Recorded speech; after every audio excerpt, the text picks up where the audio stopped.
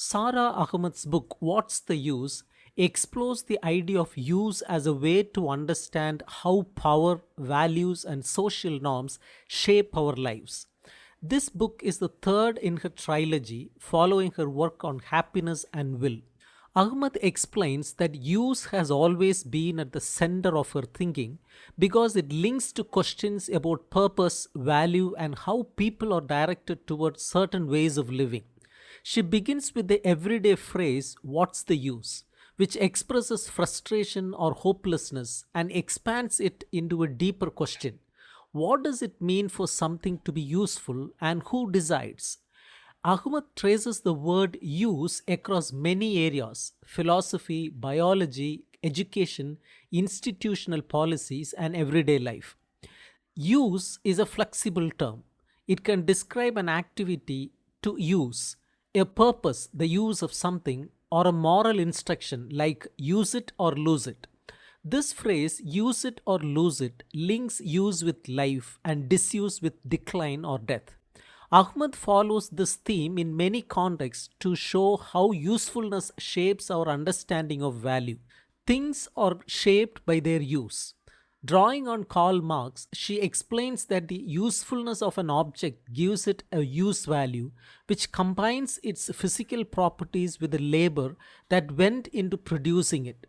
But she also shows that things can be used in ways other than what they are meant for, what she calls queer use. For example, a postbox may become a bird's nest, or a sledgehammer may be used as a paperweight.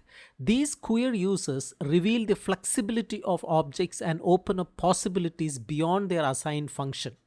Ahmed extends this idea to biology. She looks at Lamarck's law of use and disuse, which suggested that body parts grow stronger through use and weaker through disuse, and that such changes could be inherited. For example, the blacksmith's strong arm was used as a classic example, even though Lamarck himself never mentioned it.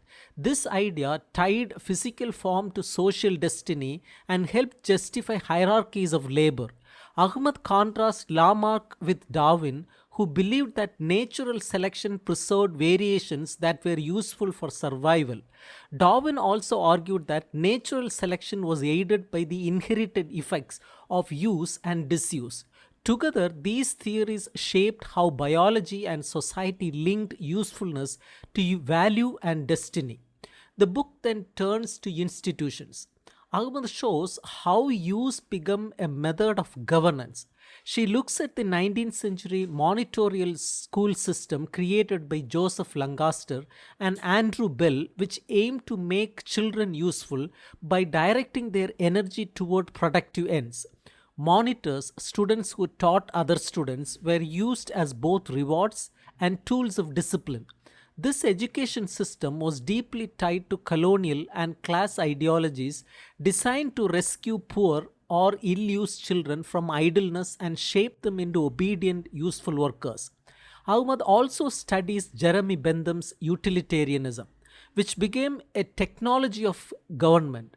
Bentham wanted to maximize happiness, but his policies for the poor were deliberately harsh. By making people uncomfortable, he hoped to discourage idleness and force labor. In this way, poor people, prisoners, and those without family were treated as disposable bodies, even being used for science after death. Their deaths were made useful to society. A large part of the book focuses on the modern university. Ahmed argues that universities are also shaped by histories of use and utility. She critiques how diversity and equality are often used as institutional buzzwords. These buzzwords are repeated to show progress but often block real change. Diversity is sometimes used more because it does less. Through interviews with diversity workers, she shows how staff trying to create change often feel exhausted and defeated, as if they are banging their head against a brick wall.